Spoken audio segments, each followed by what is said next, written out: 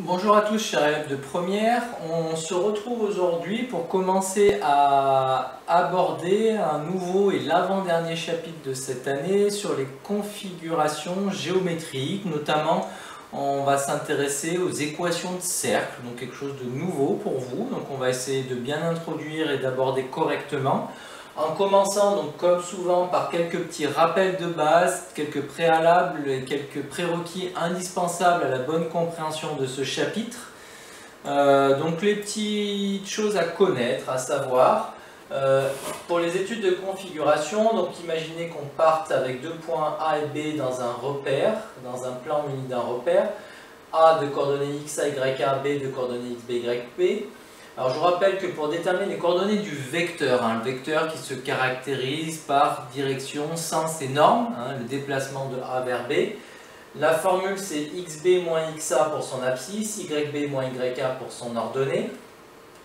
Calculer les coordonnées du milieu d'un segment est donné par la formule xa plus xb sur 2, yk plus yb sur 2, donc la moyenne des coordonnées des extrémités du segment pour avoir son milieu. Formule de seconde, enfin, pour déterminer la distance AB, grande racine de xb moins xa au carré plus yb moins yk au carré.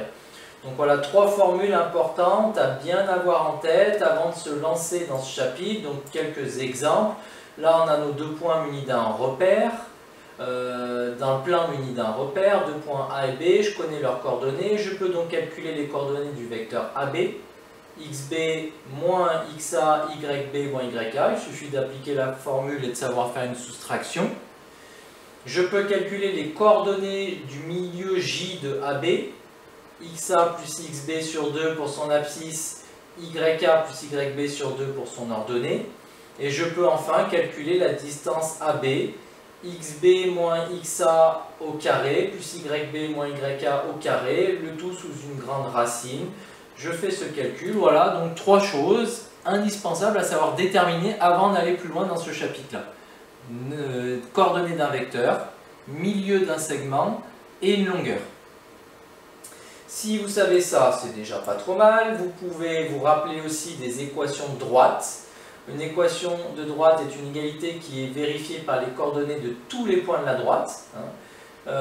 Une équation de la forme ax plus by plus c égale 0, où a, b et c sont des constantes réelles, avec le couple AB différent de 0, 0, c'est appelé l'équation cartésienne. En seconde, vous voyez les équations réduites, y égale ax plus b ou mx plus p. Là, on a vu cette année plutôt des équations cartésiennes de droite, donc sous la forme ax plus by plus c égale à 0. Vu que c'est une équation, n'oubliez pas le égal à 0. Et on a vu que dans ce cas-là, le vecteur directeur, c'est-à-dire le vecteur qui donne la direction de la droite, qui n'est pas unique, puisque tous les vecteurs collinaires au vecteur directeur sont aussi des vecteurs directeurs. Je vous rappelle que les vecteurs collinaires, c'est ceux qui ont la même direction, des directions parallèles si vous voulez. Donc un vecteur directeur a pour coordonnées moins BA, avec A et B les coefficients qu'il y a dans l'équation cartésienne. Un exemple. Le vecteur AB, c'est un vecteur directeur de la droite AB.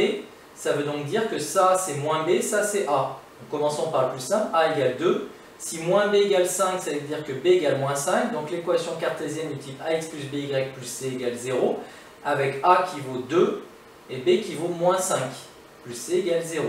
Or, si je veux la retrouver, il ne me reste plus qu'à déterminer C. Pour déterminer C, je peux utiliser un point. Alors là, j'ai le choix.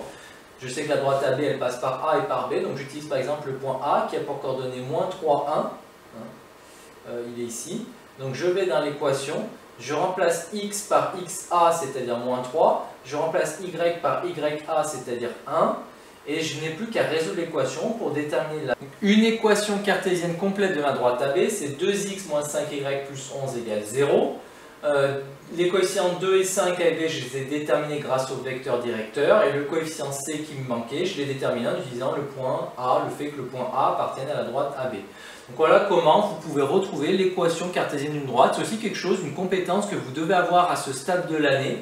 Quand vous connaissez deux points, donc vous connaissez les coordonnées de deux points, être capable de retrouver son équation cartésienne en utilisant un vecteur directeur, donc le vecteur directeur AB évidemment, pourquoi pas BA aussi si vous préférez. Hein, et après, une fois que vous avez le vecteur directeur, vous avez les coefficients A et B, vous déterminez le coefficient C manquant en utilisant soit le point A, soit le point B. Voilà. Autre chose à connaître en ce qui concerne les vecteurs, la notion de collinéarité et d'orthogonalité. Deux vecteurs U de coordonnées AB et V de coordonnées XY sont deux vecteurs d'un plan muni d'un repère orthonormé.